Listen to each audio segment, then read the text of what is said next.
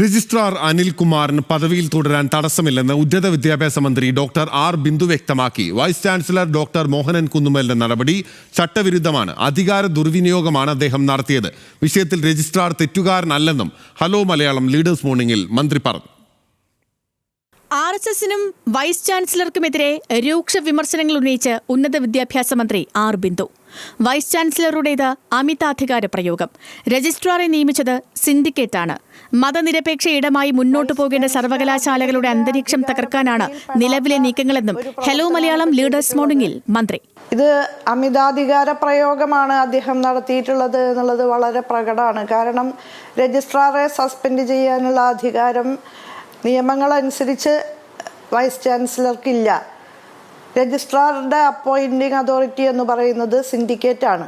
അപ്പോൾ സിൻഡിക്കേറ്റിൽ ഈ വിഷയം വെച്ച് അതിൽ തീരുമാനമെടുക്കാനേ സാധ്യമാകുകയുള്ളൂ. വൈസ് ചാൻസലർ ഏകപക്ഷീയമായി പ്രവർത്തിക്കുന്നു. കാവിക്കൊടിയേന്ത്യ ഭാരതാംബ RSS ബിംബം. ത്രിവർണ്ണ പതാകയാണ് ജനാധിപത്യ ഇന്ത്യയുടെ ചിഹ്നമെന്നറിയാത്തവരാണോ ഗവർണറും ചാൻസലറുമെന്നും മന്ത്രിയുടെ ചോദ്യം. ത്രിവർണ്ണ പതാകയാണ് നമ്മുടെ ജനാധിപത്യ ഇന്ത്യയുടെ പതാക എന്ന് അറിയാത്തയാളാണോ ഗവർണർ? അത് അറിയാത്ത ആളാണോ ഈ വൈസ് ചാൻസലർ?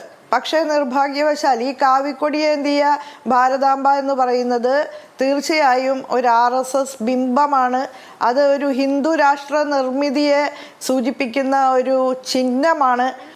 ഇതേ വൈസ് ചാൻസലർ പലവട്ടം കലാപമുണ്ടാക്കാൻ ശ്രമിച്ചയാൾ അയോധ്യയിലെ ശിലാന്യാസത്തിൽ പങ്കെടുത്ത് വന്നതിനു പിന്നാലെ നേടിയതാണ് VC പദവിയെന്നും മന്ത്രി വിമർശിച്ചു.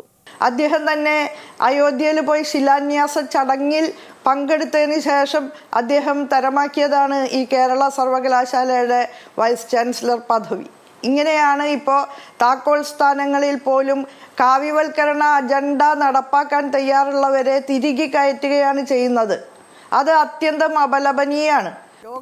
കേന്ദ്ര സർക്കാരും RSSും ചേർന്ന് കേരളത്തിന്റെ വിദ്യാഭ്യാസ മേഖലയെ കാവ്യവൽക്കരിക്കാൻ ശ്രമിക്കുന്നു. കാവിക്കൊടി പിടിച്ചു നിൽക്കുന്ന ഭാരതാംബ ജനാധിപത്യ ഇന്ത്യയുടേതല്ല. RSSന്റെ ബിംബങ്ങളെ കേരളത്തിന്റെ പൊതുവിടത്തിലേക്ക് സന്നിവേശിപ്പിക്കാനുള്ള ശ്രമമാണ് നടക്കുന്നത്.